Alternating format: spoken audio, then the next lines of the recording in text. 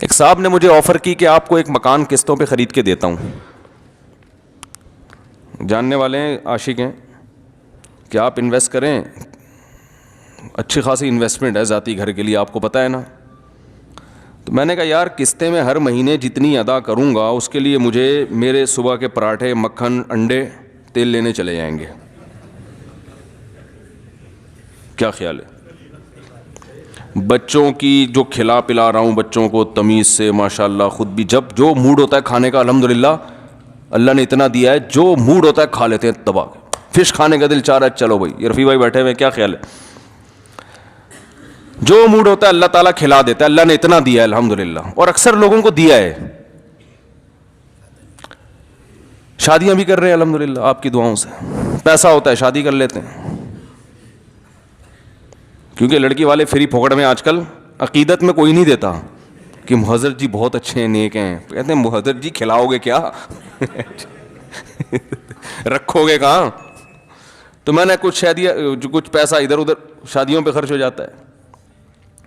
شادیوں سے رات بیویوں پہ, تو وہ بھی تو ہوگا نا ٹھیک ٹھاک. میں نے کہا کچھ ہمارا پیسہ جو ہے وہ جائز انٹرٹینمنٹ, کبھی تفریح کے لیے گاڑی میں ڈال کے بچوں کو نکل لیے, مری نکل لیے, کبھی کہیں نکل لیے. بچوں کے ساتھ انسان گھومتا پھرتا ہے, وہ اچھا خاصا پیسہ لگ جاتا ہے اس میں. تو میں نے کہا اگر میں مکان خرید کے اتنی قسطیں ادا کروں تو ٹھیک ہے, مجھے قسطوں کی آفر آپ کی طرف سے مل رہی ہے, بڑی نوازش آپ نے ہمیں پوچھا, اللہ جزائے خیر دے. تو اتنی قسطوں کے لیے مجھے ان تمام خرچوں کو کیا کرنا پڑے گا؟ بولو بھائی, کم. میں نے کہا ہماری زندگی 45 سال کے ہم ہو گئے, 15, 20, 25, بہت زیادہ اتنے رہ جائیں گے. آدھی سے زیادہ زندگی گزر گئی. اب ذاتی مکان بنا کے مجھے تو کوئی فائدہ نہیں ہے. سمجھ میں آ رہی ہے بات؟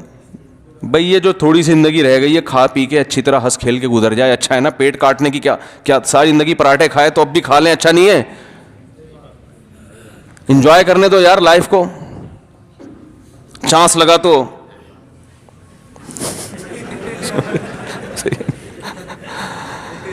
میں نے کہا اولاد ہے ماشاءاللہ, اچھے اللہ نے برکت دی اولاد میں, ان اولادوں کی خوشیاں دیکھنے دو ہمیں بھائی, ان کو کھلانے پلانے دو, ان کو گھمانے دو, ایجوکیشن تعلیم پہ خرچ کرنے دو. تو اور اپنے لیے بنانا تو حماقت ہے. زندگی تھوڑی سی رہ گئی ہے, وہ بھی جب اگر انتہائی صحت کے ساتھ. بھائی 60 سال کے بعد آدمی ریٹائر ہوتا ہے نا, تو ہر لحاظ سے ریٹائر ہوتا ہے. ابھی جو کھا لیا نا وہ 60 سال میں تھوڑی کھا سکیں گے. ابھی جہاں گھوم پھر لیے وہ 60 سال میں نہیں, 60 سال میں تو کھانسنے کے لیے بیٹھے ہوئے ہوں گے. وہ بھی جب اگر بالفرض زندہ رہے, ورنہ کیا بھروسہ ہے, کل کی خبر نہیں ہے. تو میں نے کہا اپنے لیے فائدہ نہیں ہے, اولاد کے لیے تو ویسے ہی فائدہ نہیں ہے. اس لیے کہ ہمارے ابا نے ہمارے لیے ذاتی مکان چھوڑا تھا, ابا کے انتقال کے بعد اس کے اتنے حصے بقیے اڑے. ظاہر ہے وہ تو ڈیوائڈ ہو جاتا ہے نا اولادوں میں. دیکھو اگر آپ اولاد کے لیے جو مکان بنا رہے ہو, اولاد نے اس میں رہنا ہوتا نا, تو جو آدم علیہ السلام گھر چھوڑ کے گئے تھے ہم سب اس میں رہ رہے ہوتے. کیا خیال ہے؟ اتنی دنیا کے ممالک آباد نہ ہوتی. یہ تو اولاد کی نیچر ہی نہیں ہے ابا اماں کے گھر میں رہنا. اگر یہ نیچر ہوتا تو شہر آباد ہوتے, معاشرے اور ملک آباد ہوتے. ملک تو آباد ہی جب ہوتے ہیں کہ ابا کے جاتے ہی اب آپ نے اپنا الگ گھر بنانا ہے. نہیں آ رہی سمجھ میں بھائی, جب تک دنیا کو مسافر خانہ نہیں سمجھو گے یہ باتیں سمجھ میں نہیں آئیں گی. بحث ہی کرتے رہو گے بیٹھ کے, کیوں ذاتی گھر تو یہ ہوتا ہے, ذاتی گھر میں تو یہ ہوتا ہے. کیا ذاتی گھر میں بھی وہی دیوار ہوتی ہے سیمنٹ کی بجری کی, وہی پنکھا لگا ہوا ہوتا ہے؟ کوئی چیز ذاتی رکھو ہی نہیں. مالک مکان کی حماقت سے فائدہ اٹھاؤ. اس نے پیسہ لگا کے گھر بنایا, رہو خود اس میں جا کے تھوڑے سے پیسے دے کے کرائے کے. صحیح بتا رہا ہوں آپ کو میں, کیونکہ کرایہ آپ جتنا دو گے نا 20 سال میں بھی اس کا جتنا اس نے تعمیر پہ لگایا ہے نا 20 سال میں بھی وہ ریٹرن نہیں ہوگا. سمجھ رہے ہو کہ نہیں سمجھ رہے؟ تو مزے اڑاؤ. تو میں نے کہا بھائی وہ تو ویسے ہی وراثت میں اتنے حصے بقیے ہو جائیں گے, وہ کیا آئے گا بچوں کے حصے میں. تو جب ہم اچھا لوگ اولاد کے لیے کرتے ہیں, جیسے ہی بچے بڑے ہوتے ہیں تو پھر وہ اپنی اولاد کا سوچنا شروع کر دیتے ہیں. ارے تو اپنے لیے کون سوچے گا؟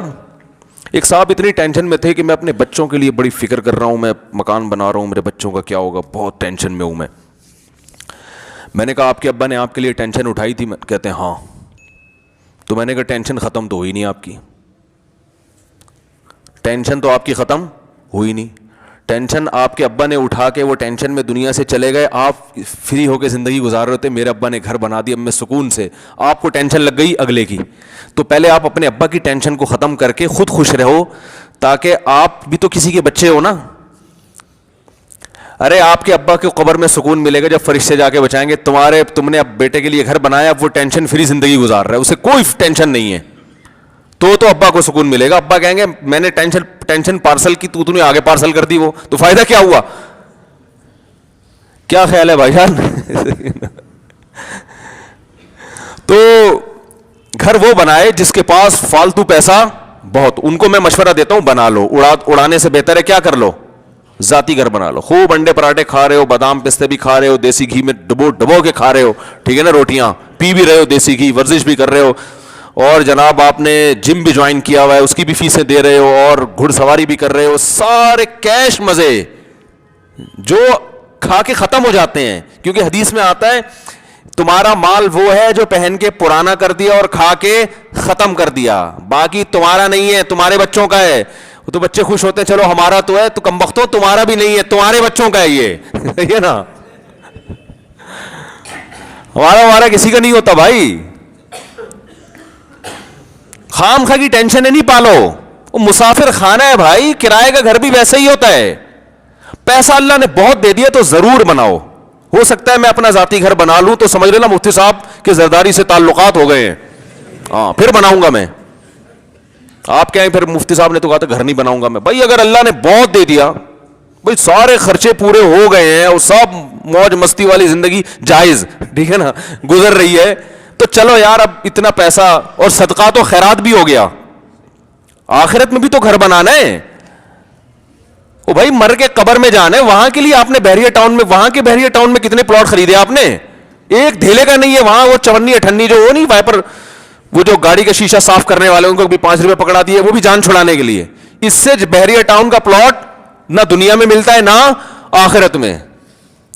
لن تنالوا البر حتى تنفقوا مما تحبون, اللہ فرماتے ہیں محبوب چیز جب تک صدقہ نہیں کرو گے اس وقت تک نیکی کی حقیقت تک نہیں پہنچ سکتے. اللہ پوچھے گا اس دنیا کی جو ہے نا رنگ رلیوں پہ تو تمہارا بڑا پیسہ نکلتا تھا, اتنے گناہ بھی تمہارے اعمال میں, اور جنت پر تمہیں یقین بھی, اس کے لیے کیا نکلا تمہاری جیب سے؟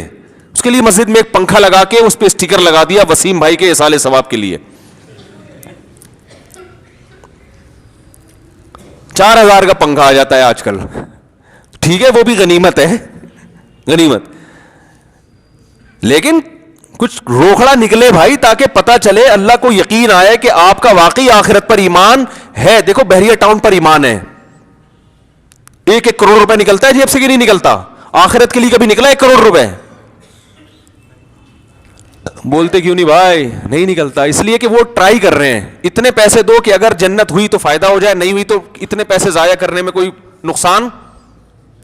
بھائی رسک اتنا لیتا ہے, رسک اس چیز کا لیتا ہے انسان جس میں ہار اور جیت دونوں کا امکان ہوتا ہے نا, اس میں پھر تھوڑی انویسٹمنٹ ہوتی ہے کہ اگر جنت نکل آئی تو فائدہ ہو جائے گا, نہیں نکلی تو یہ 150 روپے صدقہ کرنے میں کوئی نقصان نہیں ہے. اور بلکہ اس میں بھی الٹی نیت آج کل یہ ہوتی ہے کہ بلائیں ٹل جائیں گی, وہ بھی چلو اچھی نیت ہے, الٹی تو نہیں کہنا چاہیے اس کو, لیکن اس میں بھی جنت مقصود نہیں ہے. اس میں بھی یہ کہ یار وہ بھائی کی ٹانگ ٹوٹ گئی ہے تو شاید جلدی جڑ جائے, 50 روپے صدقہ کر دو. سفر پہ جا رہے ہیں, سفر بڑا خطرناک ہے, ڈاکوؤں کا خطرہ ہے, تو کچھ صدقے نکالو, ایسے کرتے ہیں گھماتی ہیں مائیں. بچہ بیمار ہے, ڈینگی کا خطرہ ہے, کورونا کا خطرہ آ گیا, چلو صدقہ نکالو. تو وہ اس چکر میں یعنی وہ نیت یہ ہوتی ہے کہ شاید کوئی بلائیں ولائیں ٹل جائیں, وہ بھی آخرت نہیں ہے. سب میں سمجھا پا رہا ہوں اپنی بات؟ تو صحابہ تو پیسہ اڑاتے تھے بھائی.